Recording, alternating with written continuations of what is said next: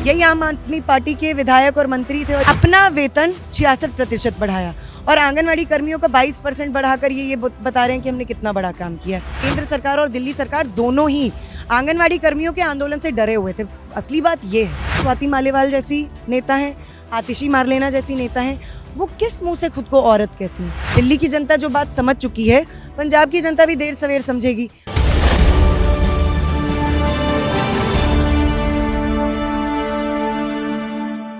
38 दिनों तक चले आंगनवाड़ी वर्कर्स के आंदोलन को बीच में रोक दिया गया है और उनका आंदोलन अस्मा लगाकर बीच में रोका गया है। आंदोलन चल रहा था, आंगनवाड़ी वर्कर्स सिर्फ और सिर्फ अपने वेतन बढ़ाने की मांग को लेकर आंदोलन कर रही थी। तो ऐसे में आंदोलन रोकने के बाद आज प्रेस क्लब ऑफ इंडिया में एक प्रेस मीटिंग बुलाई गई है। इस दौरान प्रेसिडेंट हमारे साथ मौजूद हैं, जो कि Delhi state anganwadi workers association की प्रेसिडेंट हैं। उनसे जानेंगे कि क्या कुछ मुद्दे इस बार वो उठा रही हैं और कैसे राज्य सरकार को और केंद्र सरकार को अपने आंदोलन को रोकने के लिए वो कैसे घेरने जा रही हैं। तो बहुत बहुत स्वागत है आपका द न्यूज़ 15 पर शिवानी जी। तो मैं आपसे सबसे पहले ये पूछना चाहूँगी कि आपका आंदोलन कब रोका गया था? हमें तो 9 तारीख को एक एलजी और साहब के ऑफिस का एक ऑर्डर मिला है, जिस ऑर्डर में कहा गया है कि हमारी सर्विसेज को, आंगनवाड़ी की सर्विसेज को इसेंशियल सर्विसेज डिक्लेयर किया गया और इसीलिए हमारी स्ट्राइक पर 6 महीने के लिए प्रतिबंध लगा दिया गया, प्रोहिबिट किया गया है। सच्चाई ये है कि आंगनवाड़ी कर्मी तो वैसे सरकार की नज़र में कर्मचारी नहीं है, स्वयं सेविकाएं हैं, वॉलंटियर्स हैं, उन पर ये कानून लग ही नहीं सकता है। यही आम आदमी पार्टी के विधायक और मंत्री थे और ये सरकार थी जिन्होंने 2021 में अपना वेतन 66% बढ़ाया और आंगनवाड़ी कर्मियों का 22% बढ़ाकर ये बता रहे हैं कि हमने कितना बड़ा काम किया। तो ये एस्मा लगाने के पीछे भी जो कारण है वो यही है कि वो हमारी स्ट्राइक को किसी और तरीके से तोड़ नहीं पा रहे थे, ख़त्म नहीं कर पा रहे थे। तो अब इस पर प्रतिबंध लगाया है। हालांकि मैं बताना चाहती हूँ कि स्ट्राइक पर प्रतिबंध लगाने का ये मतलब नहीं है कि स्ट्राइक खत्म हो गई है। हमने तात्कालिक तौर पे इसे सस्पेंड किया है क्योंकि हम कोर्ट मूव कर रहे हैं, हम पिटिशन डाल रहे हैं और हम भी देखते हैं कि इस देश की न्याय व्यवस्था कितनी इम्पार्शियल है, कितनी जनपक्षधर है। और कोर्ट का फैसला कुछ भी हो, आने वाले दिनों में हम फिर से सड़कों पर उतरेंगे और अपना आंदोलन और तेज करेंगे। कोर्ट का फैसला, क्योंकि आप कह चुकी हैं कोर्ट का फैसला कुछ भी हो, सड़कों पे हम उतरेंगे ही। तो क्योंकि नगर निगम चुनाव भी नज़दीक हैं, तो उनमें आपकी इस आंदोलन का, आपकी इन आवाज़ों का असर दिखेगा? बिल्कुल दिखेगा और हमने दखल देना शुरू कर दिया है। मैं बताना चाहती हूँ कि जो 38 दिन स्ट्राइक चली उसके दौरान भी हम लोगों ने एक कैंपेन हम चला रहे थे आम आदमी पार्टी के खिलाफ, नाक में दम करो अभियान, जिसके तहत हम इनके पार्षदों का, विधायकों का, मंत्रियों का घेराव कर रहे थे और इनकी नीतियों को और लोगों के सामने भी ला रहे थे। और हमने क्लियर कट कहा था कि हम आंगनवाड़ी कर्मियों के परिवार और हम तो इनका बाइकआउट करेंगे ही, इनका बहिष्कार करेंगे। दिल्ली की जनता को भी हम इनके बारे में बताएंगे और इलाके के लोग भी करेंगे। तो यानी इनकी वोटबंदी का हम लोग पूरा इंतज़ाम कर रहे हैं और हम बिल्कुल इस बात को सुनिश्चित करेंगे कि कोई वोट ना पड़े। इसके अलावा हम बीजेपी के खिलाफ भी अपना ये कैंपेन शुरू करें, क्योंकि 9 तारीख का ये ऑर्डर, ये तो एलजी और दिल्ली सरकार दोनों की मिली भगत है, यानी केंद्र सरकार और दिल्ली सरकार दोनों ही आंगनवाड़ी कर्मियों के आंदोलन से डरे हुए थे। असली बात ये है, ये किसी और तरीके से आंदोलन को रोक नहीं सकते थे, बहिष्कार से ये डरे हुए थे। तो इनको लगा कि स्ट्राइक पर प्रतिबंध लगाकर ये जो है ये कुछ हवा का रुख बदल सकते हैं, जो नहीं होगा। और हमारा ये बहिष्कार आंदोलन इन दोनों के खिलाफ ही, जो वोटबंदी आंदोलन है, ये भी लगातार जारी रहेगा और निगम चुनावों तक ये चलेगा। जैसे केजरीवाल की अभी पंजाब में सरकार बनी है, पंजाब में वो महिलाओं को पैसे बांट रहे हैं, महिलाओं को उन्होंने कहा है कि सालाना इतने पैसे दिए जाएंगे। तो उधर उन्हीं के राज्य में महिलाएं उनके घर के बाहर सड़कों पे बैठी हैं और अपना हक मांग रही हैं, तो उन्हें क्या कुछ कहेंगी? बिल्कुल, देखिए, पंजाब में तो एक विकल्पहीनता की स्थिति थी, तो इसलिए इनकी जो सीटें आई हैं वो इस वजह से आई हैं। कांग्रेस, अकाली दल का क्या हाल है ये सबको पता है। लेकिन हाँ, ये आपने अच्छा सवाल पूछा, क्योंकि वहाँ पर तो इन्होंने ये भी कहा है कि वो आंगनवाड़ी कर्मियों का मानदेय डबल कर देंगे।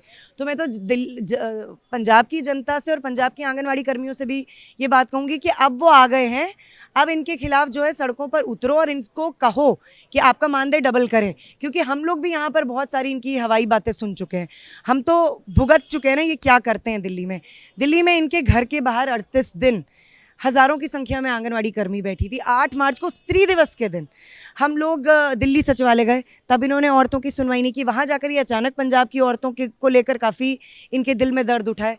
ये बेसिकली दो मुँहापन है इनका, और दिल्ली की जनता जो बात समझ चुकी है, पंजाब की जनता भी देर सवेर समझेगी। कुछ लोग कहने पर समझते हैं, वो अपने शायद तजुर्बे से समझ जाएं, लेकिन इतना तय है कि दिल्ली में जो निगम चुनाव है उसमें तो इनका सूपड़ा साफ ज़रूर होगा। सेंट्रल और स्टेट गवर्नमेंट दोनों ही इसमें जिम्मेदार हैं। बिल्कुल दोनों ही जिम्मेदार हैं। आंगनवाड़ी की स्कीम एक सेंट्रल स्कीम है, इसको इम्प्लीमेंट दिल्ली सरकार करती है। तो जाहिरा तौर पे सबसे पहले तो हम अपने राज्य के मुख्यमंत्री के पास ही जाएंगे, उस सरकार को घेरेंगे। लेकिन इसका बिल्कुल ये मतलब नहीं है कि बीजेपी का कोई रोल नहीं है। बीजेपी के तो अभी रमेश बिधूड़ी राज्यसभा में बहुत घड़ियाली आंसू बहा रहे थे कि आंगनवाड़ी कर्मियों के साथ कितना बुरा होता है, इनकी मांगे सरकारें मानती क्यों नहीं है। आप केंद्र में बैठे हैं, आपके दिल में इतना दर्द उठा है, तकलीफ उठी है, आप ही सबको कर्मचारी बना दो, आप ही सारी वो मांगे मान लो ना। और अब ये जो ऑर्डर है एलजी का, इससे तो ये भी साफ हो गया कि इनमें कोई फ़र्क नहीं है। देखिए, राजनीति के लिहाज से भी आप चाहे कोई इशू देख लीजिए, राम मंदिर हो, CANRC हो, रिलीजियस कन्वर्जन बिल हो, काशी मथुरा, सब कुछ जो है, जो इनका, और हिंदू एक वोट बैंक की पूरी राजनीति करना, ये तो दोनों ही पार्टियां करती हैं। बीजेपी इसको नंगे तौर पे करती है क्योंकि एक खुली फांसीवादी पार्टी है। आम आदमी पार्टी इसको थोड़ा छुपा छुपा के करती है क्योंकि एक दक्षिणपंथी पार्टी है, और उसके साथ थोड़ा लोकरंजकतावाद भी मिक्स करती है, थोड़ा बिजली पानी फ्री ये सब करती है। लेकिन दोनों में कोई फ़र्क नहीं है, और ये कौन नहीं जानता है कि ये कुछ और नहीं है, बीजेपी की बी टीम है। केजरीवाल फ्री की आड़ में लोगों के हक मार रहे हैं। बिल्कुल मार रहे हैं। अब आपको मैं बताना चाहती हूँ, एक इसी का उदाहरण देती हूँ अपने आंदोलन से, हड़ताल से।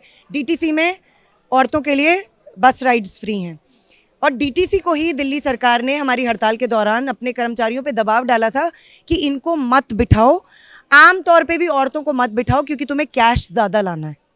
ये DTC की यूनियन ने बताया हमें, DTC के हमारे साथियों ने बताया है कि उन पे लगातार प्रेशर बनाया जा रहा है। औरतें बैठेंगी तो कैश कहाँ से आएगा। तो इन बस स्टैंड्स पर मत रोको, गर्ल्स कॉलेजेस के बाहर मत रोको, गर्ल्स जो ITI पॉलिटेक्निक्स हैं उनके आगे मत रोको, और आंगनवाड़ी की स्ट्राइक जहाँ चल रही है वहाँ तो बिल्कुल ही मत रोको। तो अब आप खुद ही समझो कि ये जो फ्री है, फ्री कुछ भी नहीं है, फ्री कुछ भी नहीं है। अगर ये वास्तव में चाहते थे बिजली को वो करना, तो बिजली का निजीकरण ख़त्म कर दो। अभी भी बिजली टाटा और रिलायंस की क्यों है? आपने अपनी प्रेस कॉन्फ्रेंस के दौरान बताया है कि कुछ महिलाओं के साथ मारपीट की गई, कुछ महिलाओं के साथ अभद्र व्यवहार भी किया गया।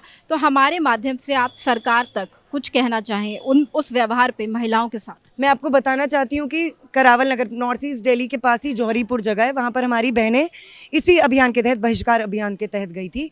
वहाँ पर आम आदमी पार्टी के गुंडों ने, मैं उन्हें उनके कार्यकर्ता भी नहीं कहूँगी, गुंडे लंपट थे, उन्होंने हमारी बहनों के साथ मारपीट की, बाल खींचे, कपड़े फाड़े सरेआम।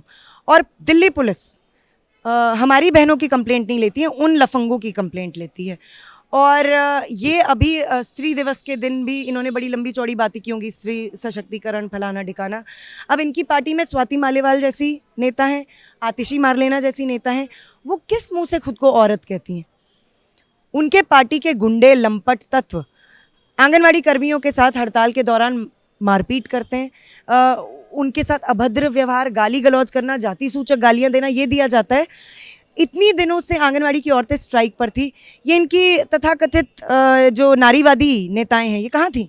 तो ये स्पष्ट तौर पे दिखलाता है कि ना सिर्फ ये मजदूर विरोधी और आंगनवाड़ी कर्मी विरोधी है, बल्कि अंदर से स्त्री विरोधी पार्टी भी है। और मैं यही मैसेज दूंगी कि एक एक दिन जो इस हड़ताल का बीता है, आपके हाथों हुआ हमारा अपमान, तिरस्कार और अनदेखी, और जो आपने हरकतें की हैं वो हमारे दिमाग में दर्ज हैं, और सब कुछ याद रखा जाएगा, और एक एक चीज़ का हिसाब लिया जाएगा, और वो जल्दी देख भी लेंगे। जिन महिलाओं को टर्मिनेट किया जा रहा है, जिन महिलाओं को नोटिस जारी किए गए हैं, रीज़न, कारण बताओ नोटिस, उनके लिए क्या कुछ कहेंगी कि क्या उनके साथ ऐसा क्यों किया जा रहा है? ये देखिए, विक्टिमाइज़ कर रहे हैं, ये विक्टिमाइज़ कर रहे हैं। और मैं अभी भी मैं श्योर हूँ कि ये और भी इस तरीके के इलीगल टर्मिनेशंस करेंगे ताकि बाकी लोगों में एक डर पैदा किया जाए। आप ऐसे लोगों को टारगेट करते हैं। आपको प्रेस कॉन्फ्रेंस में भी मैंने बताया कि ये सब इलीगल टर्मिनेशन ऑर्डर्स हैं। उसी दिन शो कॉज नोटिस आया, उसी दिन टर्मिनेशन का ऑर्डर आ गया। नाम गलत हैं, वो नाम ही नहीं है, वो वर्कर्स हेल्पर्स है ही नहीं। क्योंकि उस नाम की उन्हें कोई वर्कर हेल्पर नहीं मिली, तो उन्होंने ज़बरदस्ती किसी और को बोला कि तुम वो हो, तुम अब ये आइडेंटिटी ले लो और तुम्हारे नाम आएगा टर्मिनेशन ऑर्डर। और ये जानबूझ के किया जाता है, सिर्फ हमारे आंदोलन में नहीं, मजदूर आंदोलन जहाँ जहाँ बहुत मिलिटेंटली और बहुत ही बहादुरी से और जुझारूपन से लड़े जाते हैं, वहाँ पे सरकारें ये करती हैं, विक्टिमाइज करती हैं। लेकिन ये भूल गए हैं कि ये इस बार मधुमक्खी के छत्ते में इन्होंने हाथ डाला है। एक तो सब बहनों की बहाली होगी और जो जितने टाइम वो काम पर नहीं होंगी उनको पूरे वो एरियर समेत भुगतान करना पड़ेगा उन सारे वेजेस का।